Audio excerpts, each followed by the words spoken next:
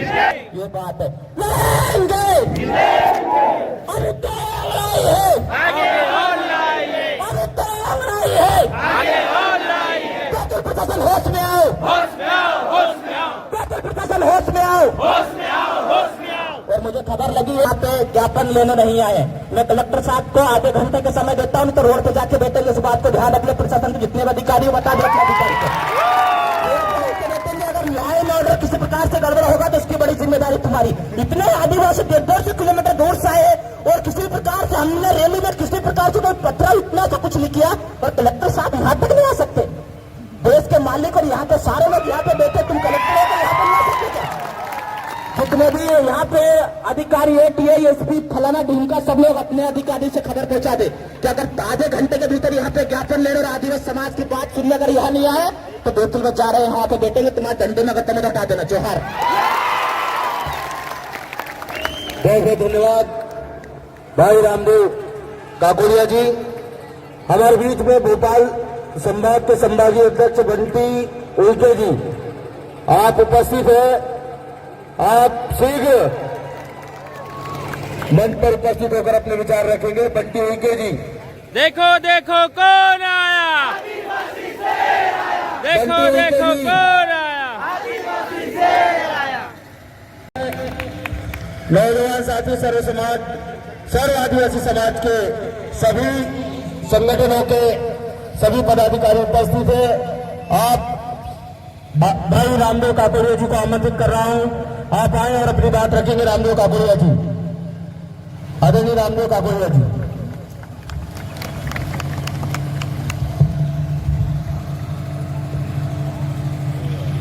सभी को जोहार।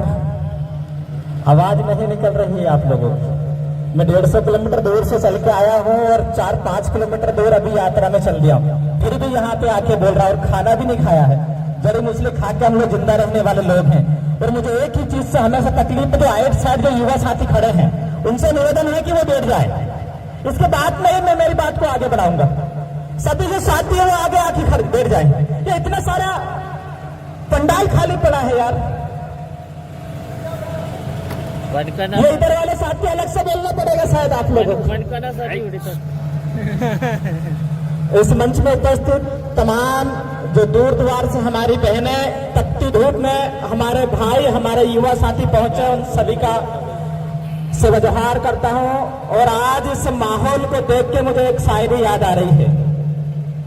आप लोग बोलो तो बोल दो यार, माहौल ठंडा मत करो, मुझे गुस्सा आता है। जब हम सिसकते हैं तो आसमान सिसक जाते हैं, जब हम सिसकते हैं तो आसमान सिसक जाते हैं, जब हम मचलते हैं तो तूफान कुचल जाते हैं, जब हम मचलते हैं तो तूफान कुचल जाते हैं। आदिवासियों को छेड़ने की गलती मत करो, जब हम घर से निकलते हैं तो इतिहास बदल जाते हैं, इतिहास बदल जाते हैं। इस मंच के माध्यम से एक और सवाल आप लोगों से पूछना चाहता हूं कि बैतूल के 3 आदिवासी विधायक और एक सांसद जिंदा है या नहीं है? अगर मर गया है तो बता दो, अगर मर गया हो तो बता दो। आदिवासी समाज तुम्हारे कार्यक्रम कर देगा, ताकि हमको उम्मीद तो नहीं रहेगी कि हमारे 3 विधायक और एक सांसद है, हम आप लोगों को मरा हुआ समझेंगे। क्योंकि आज की कंडीशन में, आप लोग तो समाज के लिए मर ही चुके हो। जिंदा अगर होता तो एक भाई को नंगा करके उल्टा लटका कर मारा जा रहा है, आपके मुंह से शब्द नहीं निकला जा रहा है। मैं प्रशासन से पूछना चाहता हूं, आपके 15 किलोमीटर की दूरी पर एक भाई को नंगा करके मारा जा रहा है, तो उसकी गलती क्या थी? कि कुछ दबंग लोग, गुंडे लोग को उसने हफ्ता नहीं दिया था। मैं पूछना चाहता हूं प्रशासन से कि जब आपके 15-20 किलोमीटर की दूरी पर खुलेआम हफ्ता वसूली हो रही, प्रशासन क्या झक मरा रहा है बैतूल के अंदर? और अगर आपके साथ में, आपके क्षेत्र में अगर कोई हफ्ता वसूली कर रहा है तो इसमें आपकी बहुत बड़ी नाकामी है। हम प्रशासन से कहना चाहते हैं, हम संविधान को मानने वाले लोग हैं, वरना हमारे बाप दादा ने अंग्रेजों को चट्टी में भगाया था, हम भी उन्हीं के औलाद है, हम भी उनको भगाने की बात रखते हैं। जगह हमने दी, रहने के लिए जगह हमने दी। और जो लोग सड़क छाप गुंडे वाली, मैं आज इस मंच के माध्यम से ये ऐलान करके जाता हूं कि जिसको भी गुंडागिर्दी करना है और आदिवासी भाई को मारना है और गाली देना है, वो तारीख और दिन डिसाइड कर ले, जहां तेरे को लगे वहां पे, और फिर बताना कि मैं इस आदिवासी युवा को मार रहा हूं। तेरी किडनी अगर निकाल के इस तरफ फेंक नहीं फेंक दे तो आदिवासी का मौत मत बोलना हमका। साला एक व्यक्ति को कोंड के कमरे में और फिर नंगा करके मारना बहादुरी नहीं होती है। ये काम तो हम भी कर सकते हैं, लेकिन हम संविधान को मानने वाले लोग हैं। हमारे सब्र का इम्तिहान ना लिया जाए।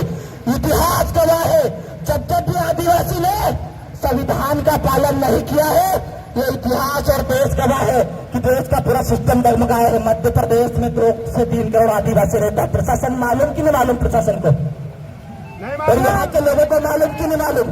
ये तो शुक्र मनाओ कि हम संविधान को मानते हैं, वरना गुंडे के जो घर है उनके ईंट और उनके घर परिवार को उठाने की हम क्षमता रखते हैं। हम ऐसा नहीं करना चाहते। हम सभी समाज के लोगों का सम्मान करते हैं, सभी लोगों का सम्मान करते हैं, लेकिन आप भी हमारा सम्मान करिए।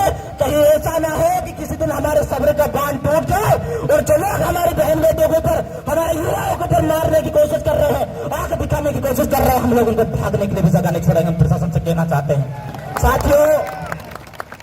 साथियों, आप सब लोग बेहतर तरीके से जानते हैं कि बैतूल आदिवासी बहुल जिला है और हम लोग देवास से चलकर यहाँ पे आए हैं। और बैतूल पे जब हम किसी प्रकार से कोई घटना सुनते हैं तो यहाँ पे चुपता है, यहाँ पे चुपता है कि हम उन राजा महाराजाओं की औलाद है जिसने यहाँ पर जो तमाम जो विदेशी लोग आए उनको रहने के लिए जगह दी।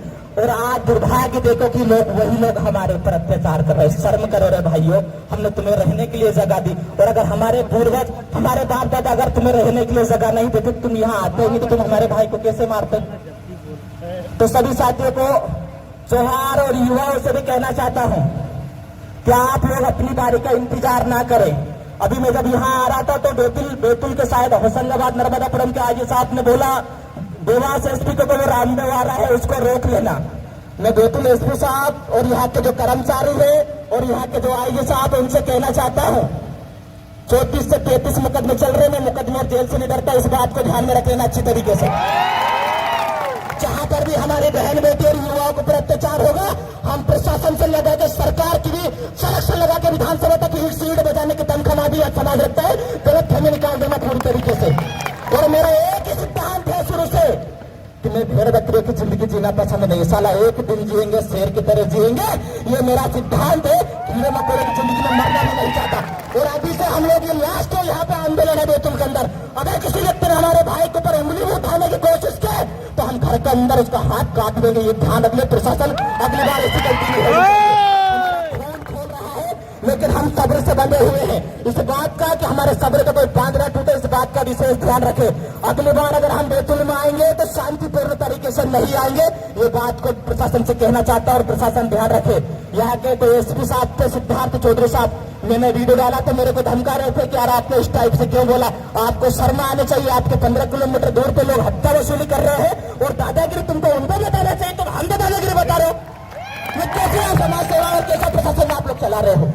यहाँ पे सभी प्रशासन के लोग बैठे हैं और सभी समुदाय के लोगों ने जो आज बैतूल बंद में जो आदिवासी समाज का सहयोग किया है, मैं आप सभी लोगों का धन्यवाद करना चाहता हूँ। और यहाँ के जो मुर्दे सांसद और विधायक है उनसे भी कहना चाहता हूँ कि आने वाले समय में चुनाव आएगा, जो तक तैयार है समाज का ध्यान रखना अच्छी तरीके से।